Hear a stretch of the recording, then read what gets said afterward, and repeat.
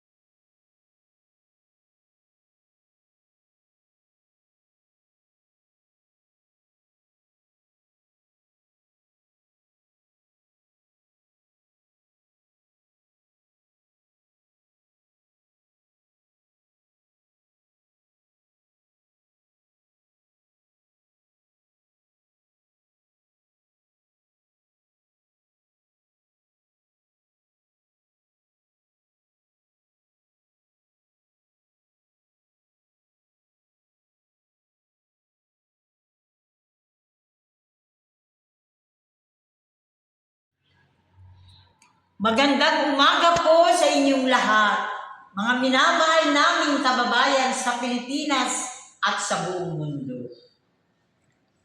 Kami po sa dakila't banal na araw na ito, unang linggo ng Hulyo 2026, natitipon po ang mga minumitsang anak ng mahal na ina na may tipan. Ito po, sila po ang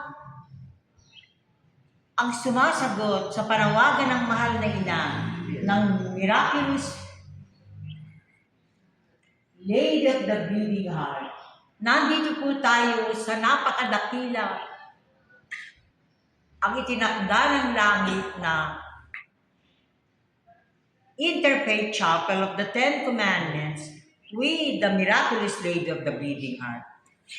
Kahapon po, sa pagkikibahagi ng mahal naming Manong Carlos Ditos Valero, na siya hong itinakda ng langit na mag-alaga dito dahil siya rin po ang tinawag ng Diyos Ama upang itaguyod ang pagtatayo ng 10 utos ng Diyos sa Pilipinas at sa iba't ibang bahagi ng mundo.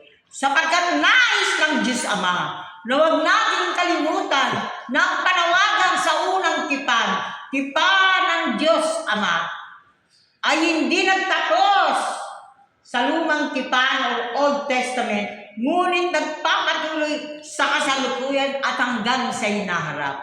Si Manong Litos Valero po ang ginamit, ang tinawag. Napakaganda ho ng kanyang kasaysayan. Ang tinawag sapagkat ang bawat bansa ng mundo ay tinatawagang maging isang bayang banal, bayang pinili, bayang sambayanang pinili, banal, upang matupad ang panawagan ng Diyos Ama, ang tipan ng mananakop, the Lord Jesus Christ, at ang tipan ng mahal na ina na ginaganap natin. Mahalaga ho ang seremonya ngayon dahil kahapon ho nga, sabi ko, pagbabahagi ni Manong Litos Valero at higit sa lahat sa misa ni Father Joe Marlanto Gegaraw. Ayaw magpakilala, ngunit siya po ang nagbigay, siya po ang nagmisa sa atin kahapon. At siya rin ho nagbibideo sa atin ngayon. Huwag ko na rin sabihin ang buong pangalan niya. Habang nagmimisa, nagmensahe ang mahal na ina sa akin. Ngayon, gampanan mo ito. Iparating mo sa lahat ng ahensya, sa lahat ng mararating ng iyong video na ito.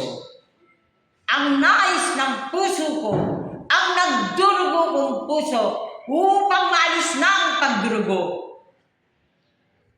Sabihin mo sa kanila, tulungan kang makaganap na ang mga kapatirang espiritual ng Pilipinas na hinahama. Ngunit ngayon, dahil ako at sila ay isa, katawan ko sila. Ang papuri sa kanila, ang pasasalamat sa kanila ay papuri sa akin. At ito, sa pagpapahayag mo, sa lahat ng narating mo na, mga maproklama, may declare ng bilang pangbansang kayamanang espiritual ng bansang Pilipinas para sa mundo. Ang tatanggap nito ay madarama nila ang kapangyarihan ko sa pamamagitan mo. Ito po hindi ko nais, ngunit isang mensahe. Kaya gagampanan na po natin ito. Si Ate Josie po ang sabi ng mahal na ina, bigyan ito. Ayan, Ate Josie, ang kalimut lang. Si Ate Josie po, Josepina Naslangan, ng Bayumbong Nueva Vizcaya. Siya po, dahil siya parang katanggap. So, ito po rin ang nagseremonya sa convention. Umawit kaya kayo ng mga bendisyon. Alam naman yun, di ba? Kanya? Ngayon. Maganda kasi bante. Pwede rin akong kumanta, pero gusto ko yun. Meron din ako pwede kanta sa Regina, pero ang maganda, yung unang sa kanila. Ngayon po, ito, hawakan mo na ate. Dito kayo. Ito po si Josefina Naslang. Siya po ang natasa na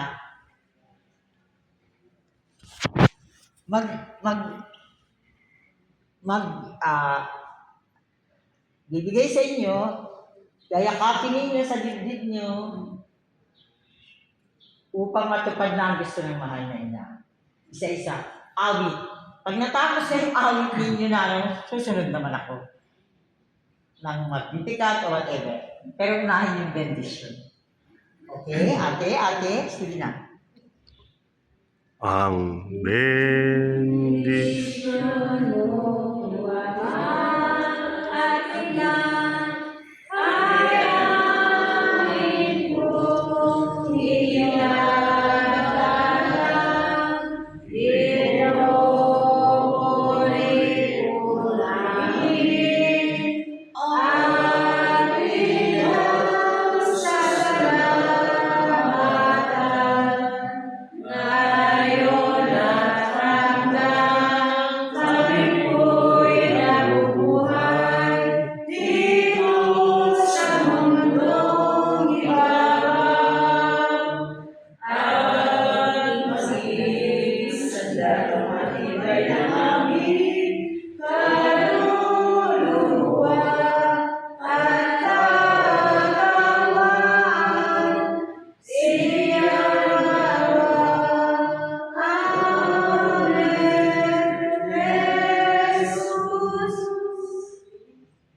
Sige, ako na kumanta. Sige. My soul, Magnificat po ito.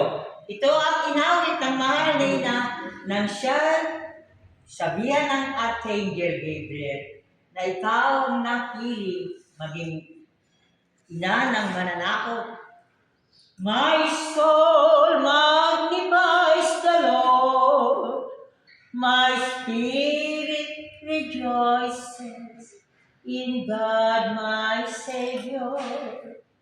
He looks on me in my nothingness, henceforth all ages shall call me blessed. The Lord has done wonders for me. Holy is His name. The Lord has done wonders for me. Holy is His name. Awitin natin lahat. The Lord has done wonders for me. Holy is His name. The Lord has done wonders for me. Holy is His name. Salve Regina, Mater Misericordiae, Vita del cielo, estes nostra salve. Nakakalot.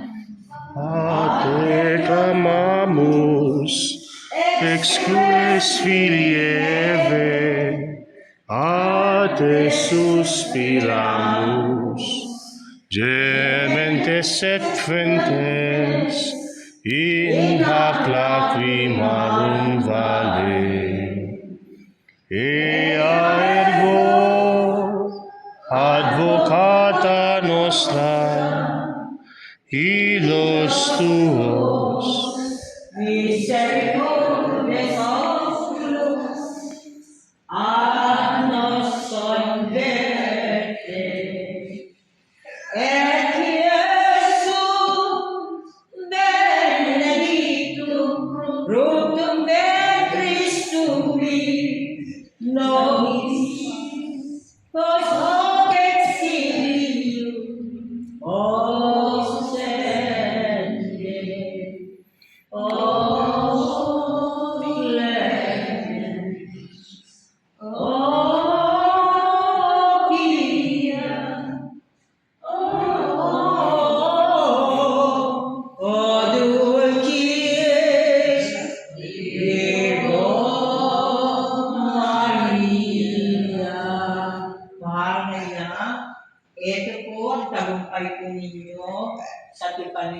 sa mga anak nyo.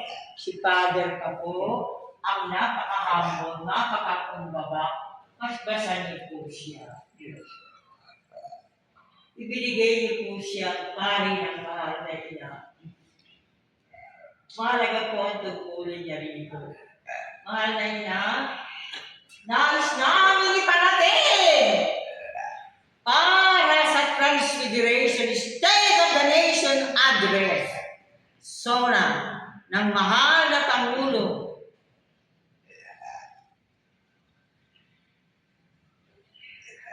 Ferdinand Romualdez Marcos Jr.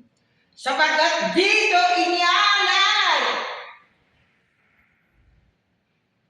ang kalihim Secretary Rafael P.M. Lotilla at ang Pangulo